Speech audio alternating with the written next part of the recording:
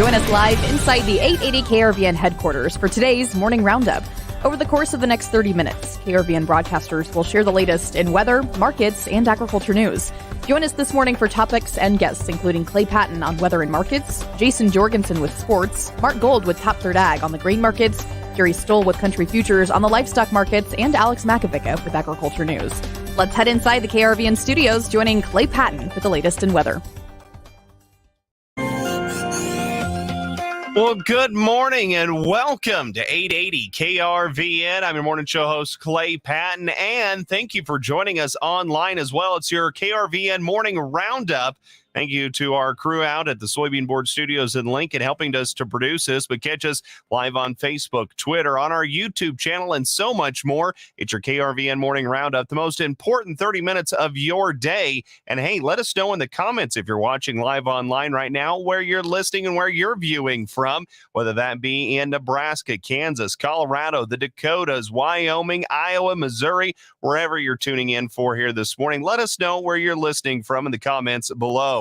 It's 8:08 here this morning on KRVN. As we look out across the region, we've got mid to upper 30s for much of the area. Do expect to see plenty of sunshine this morning. Clouds start to roll in, though, this afternoon as well. Highs, though, expected in the upper 40s to low 50s. Winds are going to be out of the west 10 to 20, gusting to 30. This Weather Watch on KRVN brought to you by Holdridge Irrigation. Upcoming check of ag news and information is brought to you by Ward Laboratories on 880 KRVN. Options. Reinke systems have lots of options to ensure your irrigation needs are met. Reinke offers 5 pipe options to match every type of water condition: galvanized steel, chromium steel, aluminum, stainless steel, and polylined.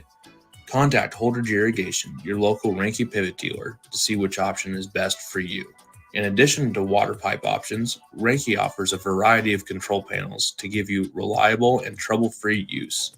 If your needs change over time, contact Holdridge Irrigation to assist you with upgrading the control panel. Thanks to the compatibility between each Reinke control panel, changes are easy to make.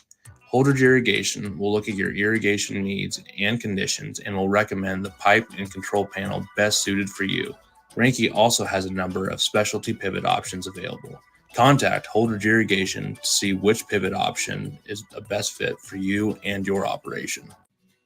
Now in their 40th year, Ward Labs continues to build on the mission of Doctors Ray and Nick Ward, guiding producers today to feed the world tomorrow. For fast and accurate soil, water, plant, fertilizer, and feed testing results, trust Ward Laboratories. Testing results today help you make farming and feeding decisions tomorrow. Consultants are on staff to help you understand your results. Ask your retailer or crop consultant to submit your soil samples to Ward Laboratories, or to submit samples yourself, visit wardlab.com. In observance of the President's Day holiday.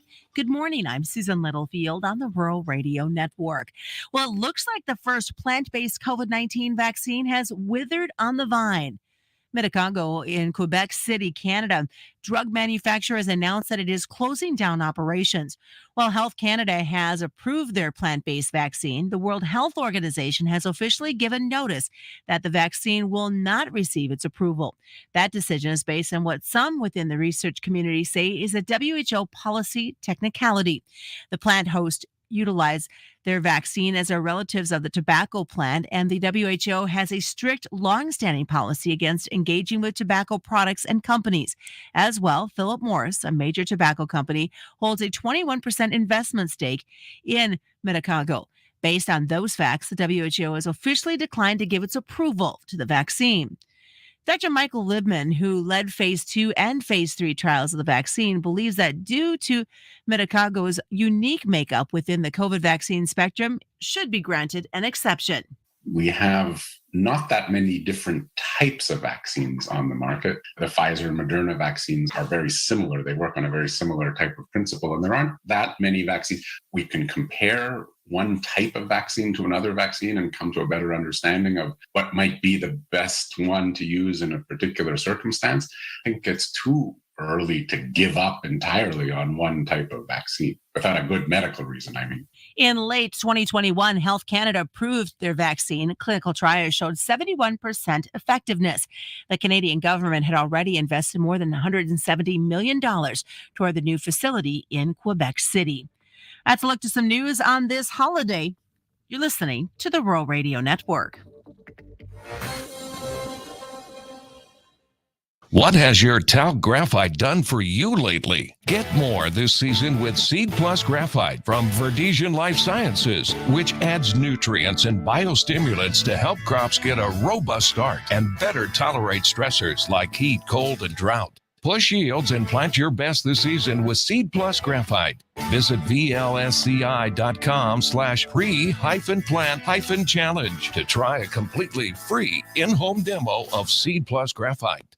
Getting experience to jumpstart a meaningful career can be difficult, and education can cost a fortune. Luckily, AmeriCorps can be the solution. With AmeriCorps, you'll earn a stipend and education award while helping people. Plus, you'll gain professional skills and make connections to help you build your career. If you're ready to start a career you can be proud of, visit serve.nebraska.gov/service to find a program for you. Paid for by Serve Nebraska, aired with the Nebraska Broadcasters Association and this station. Welcome back now to the Rural Radio Network. Early season diseases are a common threat to the soybean growers, but knowing exactly what to expect in an upcoming season can be a challenge.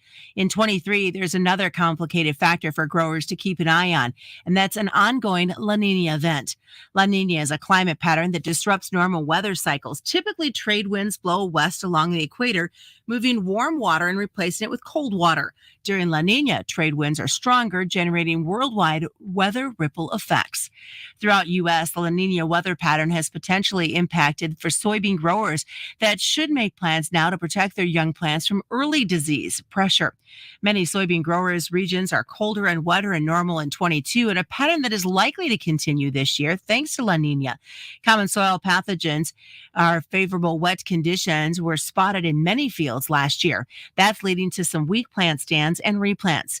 As both of these pathogens do overwinter on plant debris, growers should expect a potential threat for them this year as well. Reckitt, a producer of nutrition products, announced that they have, out of an abundance of caution, chosen to voluntarily recall 2 select batches of Prosobi 12.9 ounce simply plant-based infant formula due to a possibility of cross-contamination. All product distributed went through extensive testing and tested negative for the bacteria. Prosobi's simply plant-based infant formula's 12.9 ounce containers were manufactured between August of last year and September. The products were distributed through retail stores nationwide in the U.S., Guam, and Puerto Rico. The batches in question can be identified by the number on the bottom of the can. Recalled batches are ZL2HZF and ZL2HZZ. That's a look to some news on this holiday. I'm Susan Littlefield on the Rural Radio Network.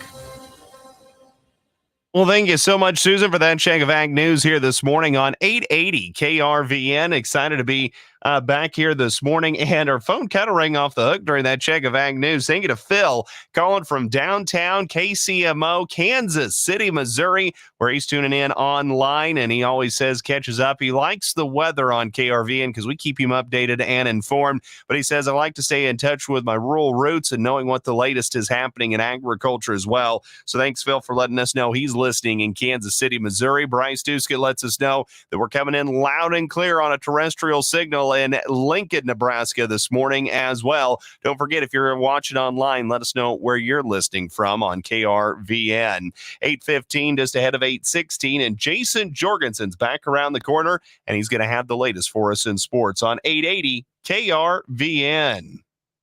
You ain't seen nothing. This is Ford Truck Month, America. Time to get up and get into Ford F-Series, America's best-selling trucks for 46 years straight. Like the Ford F-150 or the all-new Ford Super Duty. Or check out Ford Maverick and Ford Ranger pickups. So get into Ford Truck Month and see what a built Ford Tough truck can do for you. There's a great selection in stock and ready for delivery today. Based on 1977 to 2022 calendar year total sales.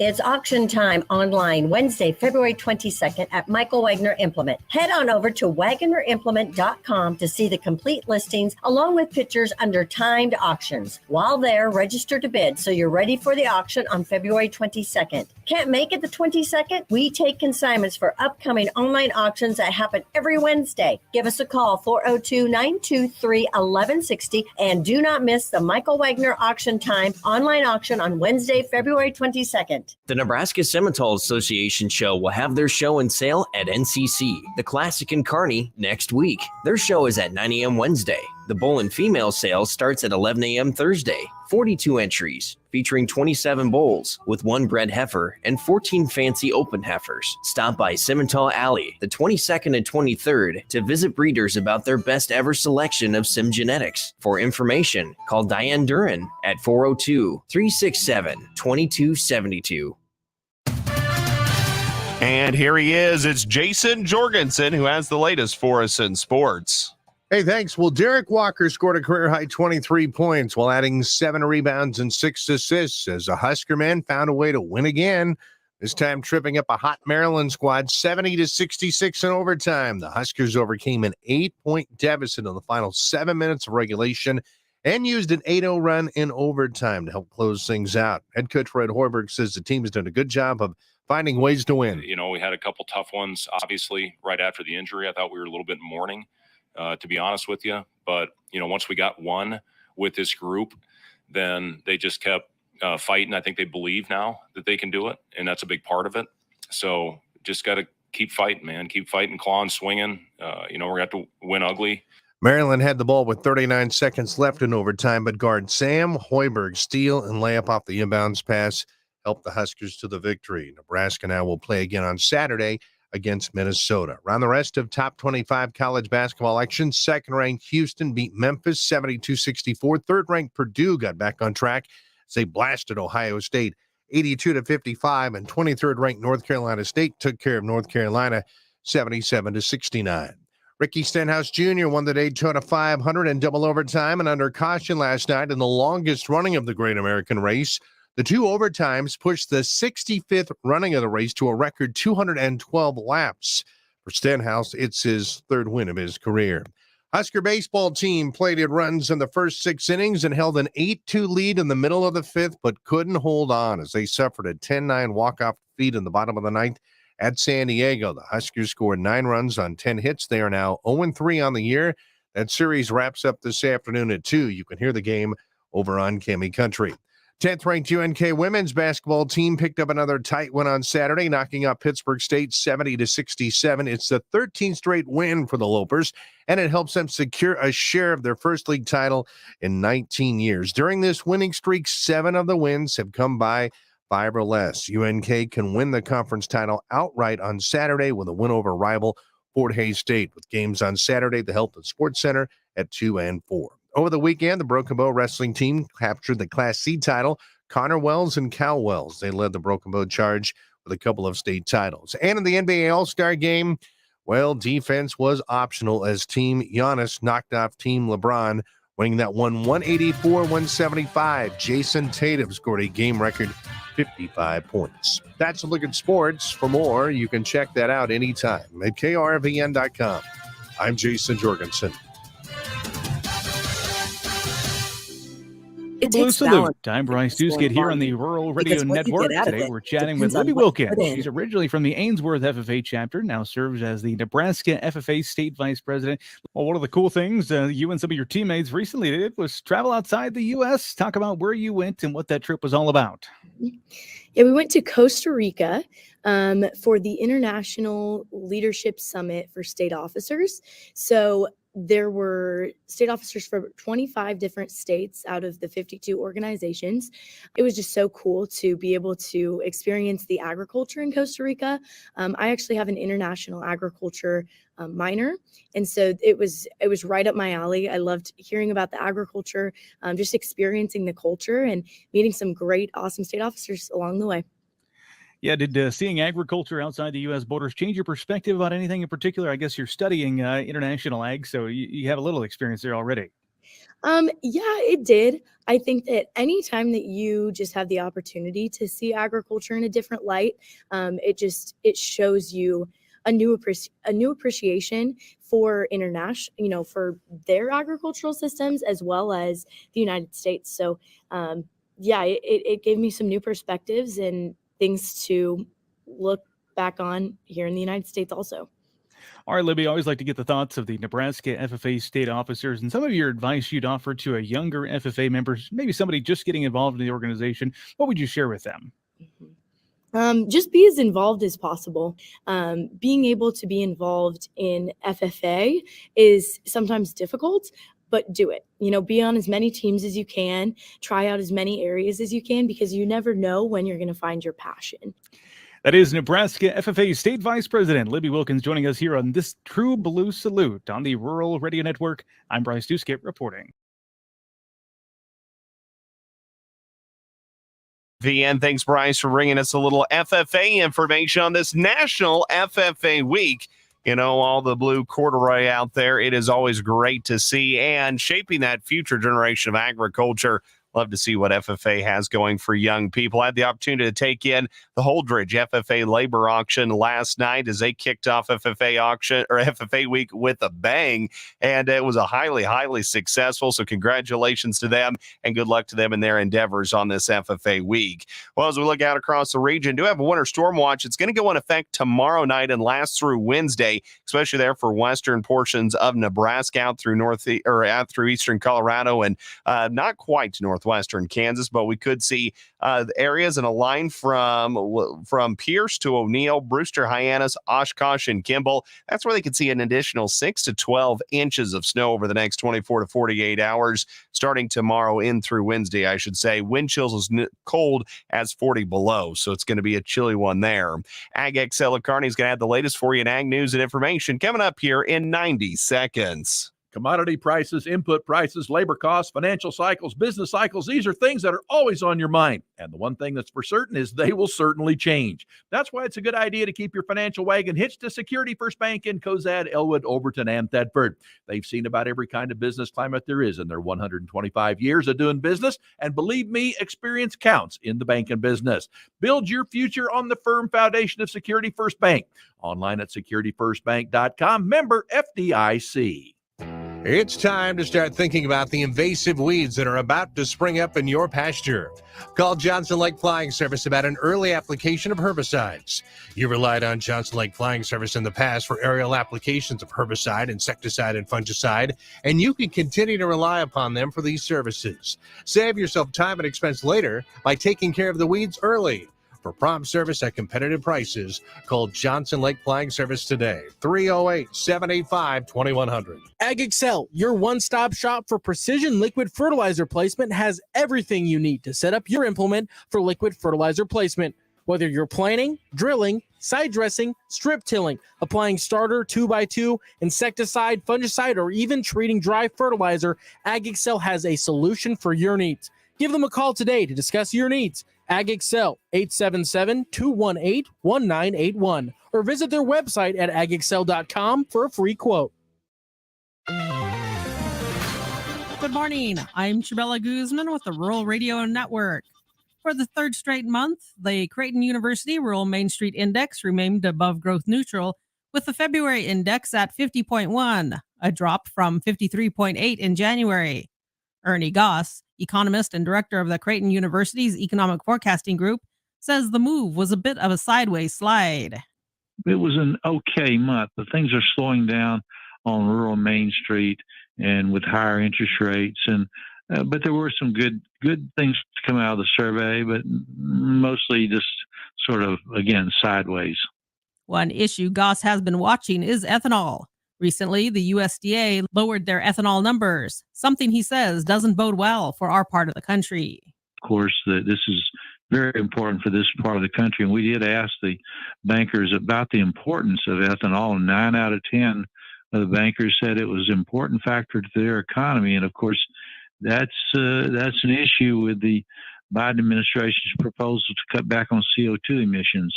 Goss says President Biden's Inflation Reduction Act calls for a 40% reduction in CO2 emissions. That's a problem for ethanol, absent any capture and sequestration. The ethanol industry, the ethanol plants emit quite a significant amount of CO2. So if they're required to reduce it by as much as 40% between now and 2030, that's going to cause some issues and going to push them to either capture and sequester the CO2 or cut back. And of course, 75% of the ethanol produced in the U.S. comes out of this part of the country, and Nebraska is number 2 in the region, Iowa number 1. Well, ethanol organizations see the move from ethanol to electric taking more than 20 to 30 years. But we are seeing significant changes. I mean, Ford Motor Company's made a commitment to not produce gasoline-powered automobiles and trucks beyond, I think it's 2026. On the east and west coast, they're definitely moving that direction. Automobiles sold in 2022, 8% were EV vehicles. The Biden administration is committed to it, so we have to wait and see what happens. Goss says for sequestration of CO2 from ethanol plants, bankers were asked for their position regarding delivery, capture, and sequestration in their area.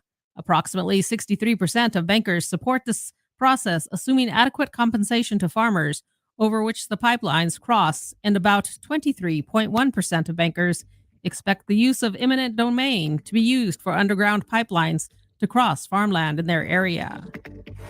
You're listening to the Rural Radio Network. You're listening to KRVN in the Morning with Clay Patton, keeping you updated with the latest in weather, markets, and news. You're getting antsy, wanting to get in the field, but all you can do is walk around and look at your stuff. Then you noticed it. Some of the tires on your tractors, trucks, and equipment is in worse shape than a Chinese spy balloon. Time to get a hold of Nebraska Land, Kansas Land, or Colorado Land Tire Group. These guys can handle any type of ag tire, from the biggest tractor and combine tires to truck tires to sprayers, planters, and tillage equipment. And if you can't get it to them, they can come to you. Online at thetirestore.com. Nebraska Land, Kansas Land, and Colorado Land Tire. If you're out of air or need repair, these guys care. 880 KRVN, 106.9 Kearney, and 98.5 Grand Island. It is classic time. Hi, guys. This is Renette. I've been inviting you for the last couple weeks to make sure you've got the classic on your calendar. Well, it's time. The classic kicks off Saturday, the 18th of February. We've talked about cattle shows are on Wednesday, the 22nd. They start at 9. Thursday, the 23rd. Thursday, the 23rd at 11 o'clock. You'll want to make sure you're at the Buffalo County Fairgrounds. Sales start promptly at 11. We've got a great lineup. All the breeds sell. That commercial heifer Penna 5 sale, Supreme Row, all happening on Thursday, the 23rd at the Classic. Then we'll roll into our junior event, Friday, the 24th. Juniors get checked in. Juniors, we've got some great demos in the show ring for you. A burger bash at 6 o'clock, followed by that prospect steer and heifer sale. Then we'll end the Classic with the junior show. Great commercial trade show and more happening at the Classic, February 18th through the 26th. From the cornfields to the pastures, the rural towns to the cities. Listen to country music on 880 KRVN.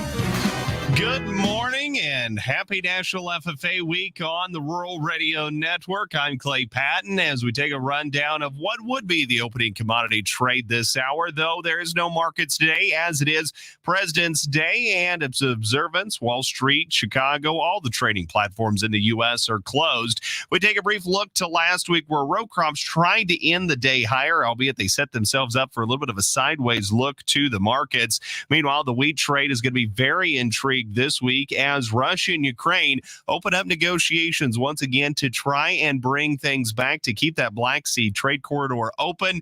Now, it's some back and forth between analysts as to where this trade negotiation will go. Some see Russia as being very staunch against letting the trade continue as they want to try and hold as much grain up in Ukraine as possible unless Western nations give in and help lift some sanctions. On the flip side of that, though, we've heard from other analysts like Daryl Holliday of Country Futures note that Russia's going to want to help open those trade corridors up some way so they can keep shipping their own wheat, which continues to be some of the cheapest in the world. Over on the livestock side of the trade, though, a very aggressive cash trade last week on the live side called the average $1.62 on the rail at $2.57 dress, $2 to $3 higher than what it was on the prior week. So that's going to help give cattle a boost here to kick off the week once again. But as we've seen time and time again, higher cattle early in the week, they've got to work hard to try and defend those gains later on in the week. And how much higher can we really start pushing these cattle up? If you go back into the big run up we saw back in 2014, 2015, there was a little bit of a lull before this big run up in the livestock. Right now, we've just continually and steadily paced higher and higher in the livestock. Are we starting to trend towards the top? We'll have to see. Box beef coming back around, helping to support packer margin. See what happens in the trade this week. That's a recap of the trade on the Rural Radio Network.